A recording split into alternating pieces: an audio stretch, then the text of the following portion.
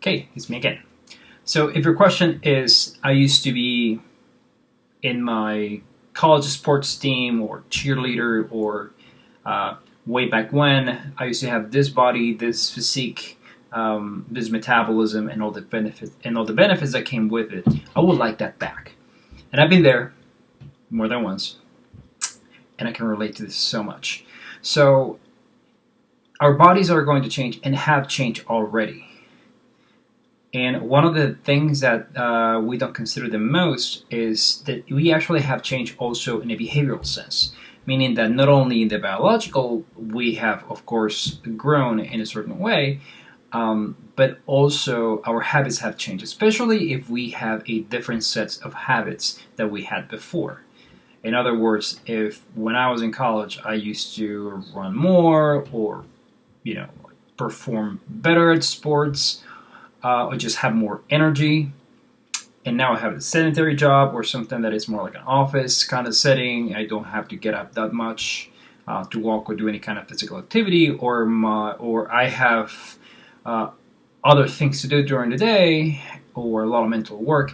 That's going to influence a lot of the energy that I spend every day, which is going to be at the same time different than the energy expenditure levels that I had before. So our bodies are going to change along the years, but also our habits will. I have been underweight and I have been overweight. The underweight part didn't bother me as much, but the overweight part actually did a lot. I was very out of energy. I just didn't know what to do. And all I wanted was to get back to my old underweight body because that's how I felt comfortable. And we all want to get comfortable in our bodies, right?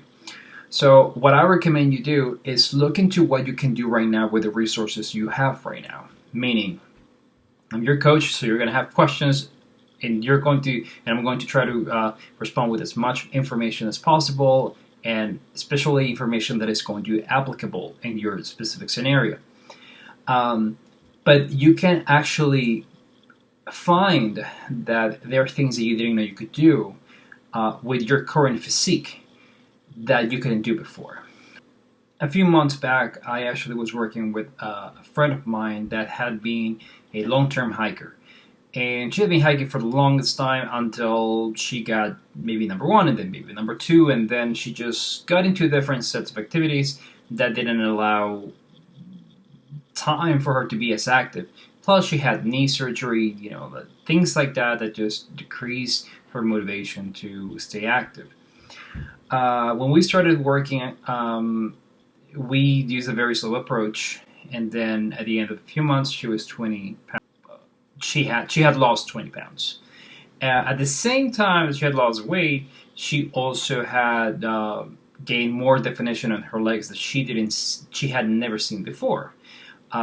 She didn't have a lot of hamstring or glutes definition, and now she was very proud to just ditch her old jeans and buy new ones because she was just so happy with her body. In other words, she had never gone through the training and nutrition approaches that she had tried in the last few months because that had not been her lifestyle.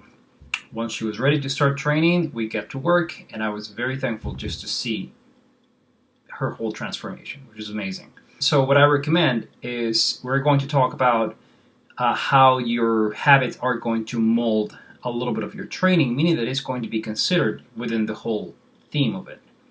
We're going to slowly work on strategies that will get you where you will feel a little more comfortable, and we're going to still get a lot of work done, but I would recommend you look into the future with what you can, with using the body and using the resources that you have right now. So that's it.